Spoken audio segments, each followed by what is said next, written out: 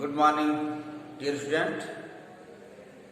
आपको पत्र लेखन पढ़ाया जा रहा है, जिसमें आपको यह समझाया गया कि पत्र कितने प्रकार के होते हैं, पत्र के अंग कितने होते हैं और मुख्य रूप से पत्र को कितने भागों में बांटा गया है। तो मैंने बताया था कि पत्र को मुख्यतः दो भागों में विभाजित किया गया है, अनौपचारिक पत्र और औपचारिक पत्र। वैसे पत्रों के कई प्रकार हैं, लेकिन मुख्यतः जो माना जाता है कि संबंधों के आधार पर जो पत्र लिखे जाते हैं वह अनौपचारिक होता है, और जिनसे कोई संबंध नहीं रहता वह औपचारिक पत्र होता है। अनौपचारिक पत्र का विस्तृत प्रारूप हमने आपको समझाया। आज हम आपको औपचारिक पत्र के विषय में विस्तार से समझाएंगे कि औपचारिक पत्र किस तरह से लिखना चाहिए। दोनों पत्रों के प्रारूप में बहुत अंतर है। जो अनौपचारिक पत्र होता है वह माता पिता भाई बहन रिश्तेदार के पास लिखा जाता है, और जो औपचारिक पत्र होता है, जो पत्र आप एक मुख्यमंत्री को लिखेंगे, प्रधानमंत्री को लिखेंगे, राष्ट्रपति को लिखें, जिलाधिकारी को लिखें, विद्यालय के प्रधानाचार्य को लिखें या प्राचार्य को लिखें, एसडीएम को लिखें, संपादक को लिखें, ऐसे पत्र को किस तरह से लिखा जाए, उसकी भाषा कैसी हो और उस पत्र का प्रारूप किस तरह से हो, इसको जानना अत्यंत आवश्यक है। भले ही आज के युग में बहुत ज़्यादा पत्र की आवश्यकता ना पड़ती हो, लेकिन कभी कभी विभागीय पत्र भेजे जाते हैं और लिखे भी जाते हैं। इसलिए हमें औपचारिक पत्र को बहुत अच्छी तरह से समझ लेना चाहिए और इसकी जीवन में बहुत ही आवश्यकता है। आइए समझते हैं औपचारिक पत्र का क्या प्रारूप। देखिए, आपके सामने लिखा हुआ आरंभ, मतलब जो पत्र प्रारंभ जहां से करते हैं उस बिंदु पर ध्यान दीजिए। ऊपर पृष्ठ के बाईं ओर इस तरफ जो पेज होता है बाईं ओर, पत्र प्राप्त करने वाले का पता, क्या सेवा में संबंध लिखना। सेवा में कौन? स्वास्थ्य अधिकारी, नाम उसका जो भी हो, संबंध उसका स्वास्थ्य अधिकारी, विभाग क्या है, किस विभाग में वह है, और उसका शहर किस शहर में है, इतना आप लिखेंगे। सेवा में संबंध यहां हो गया, जैसे मान लीजिए प्रधानाचार्य को लिख रहे हैं, सेवा में प्रधानाचार्य, कहाँ? Saint Xavier's inter college Siddharthnagar, शहर क्या है? सिद्धार्थनगर। इसी तरह किसी संपादक को लिख रहे हैं हम, सेवा में दैनिक जागरण, ब्यूरो चीफ सिद्धार्थनगर, या किसी भी शहर का नाम जहां भी आप भेज रहे हैं। इसी तरह आप लिखते हैं सेवा में मुख्यमंत्री उत्तर प्रदेश सरकार, सेवा में प्रधानमंत्री भारत सरकार नई दिल्ली, और मुख्यमंत्री के बाद क्या होगा? लखनऊ हो जाएगा, शहर लखनऊ,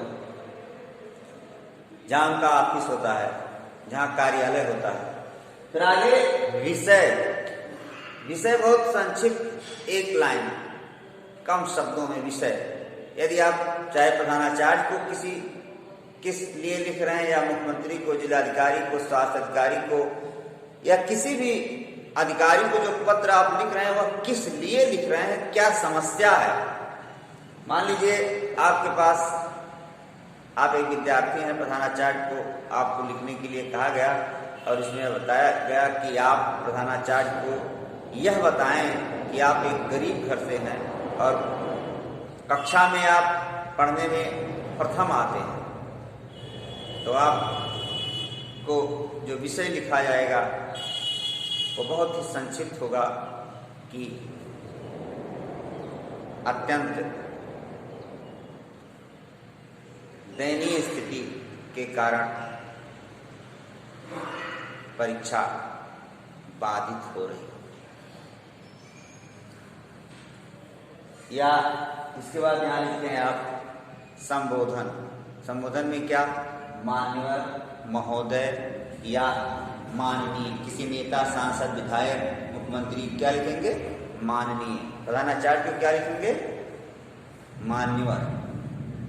यह सब लिखने के बाद तब आप पत्र की मुख्य विषय वस्तु पर चर्चा करते हैं।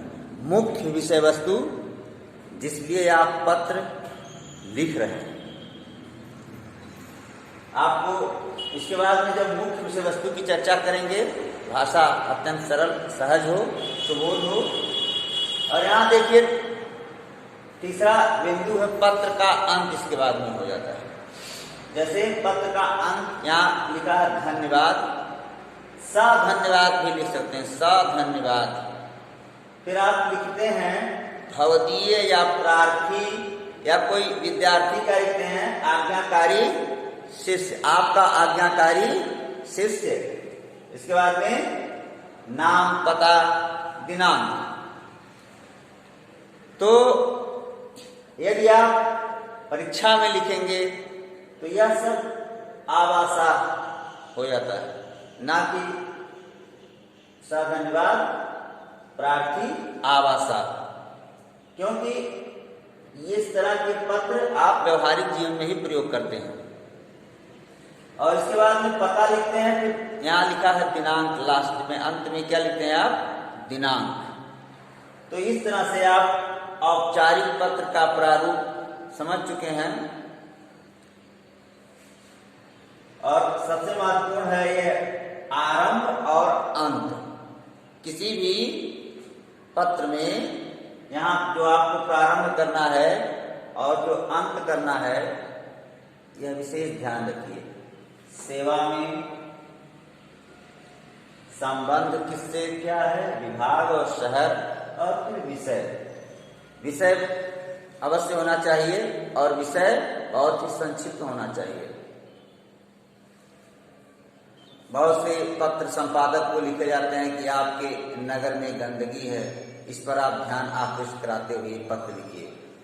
तो उनको आप संपादक को लिखिए कि जल जमाव, भारी जल जमाव की समस्या के कारण व्याप्त गंदगी पर ध्यान आकृष्ट करें, या जल जमाव से भीषण समस्या। बस इतना ही हो गया, बहुत ही संक्षिप्त हो।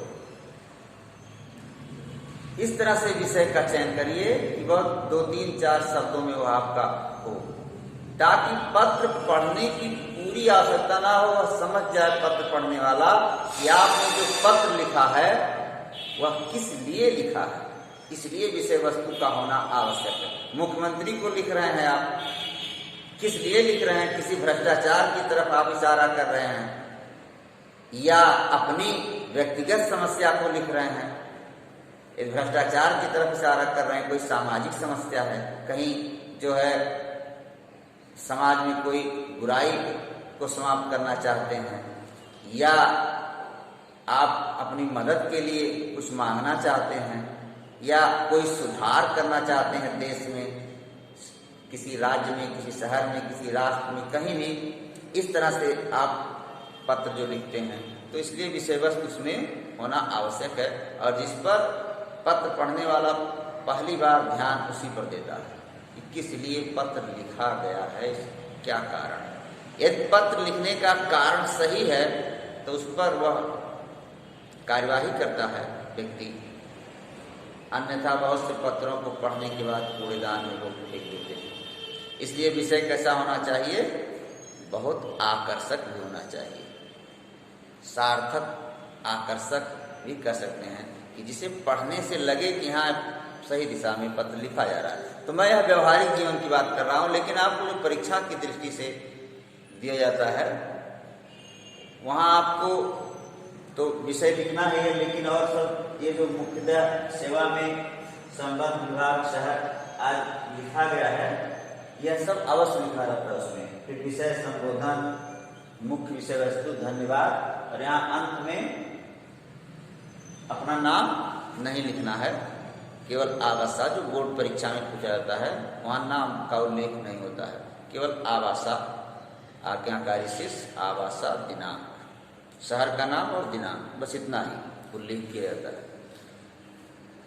क्योंकि विद्यार्थी की गोपनीयता बनाए के लिए किसी भी परीक्षा में नाम का उल्लेख नहीं किया जाता, इसलिए रोल नंबर होता है। किसी भी बोर्ड में नाम नहीं लिखा जाता है। यदि इस तरह से पत्र लिखने के लिए आता है तो वहाँ आ बासा या का खा गा लिखकर अपना जो है वहाँ उसके बाद में शहर का नाम, रोल नंबर वगैरह लिख सकते हैं और कुछ नहीं। तो इस तरह से आपने समझा कि औपचारिक पत्र कैसे लिखा जाता है। मुझे विश्वास है कि आपके समझ में औपचारिक पत्र आ गया होगा। धन्यवाद।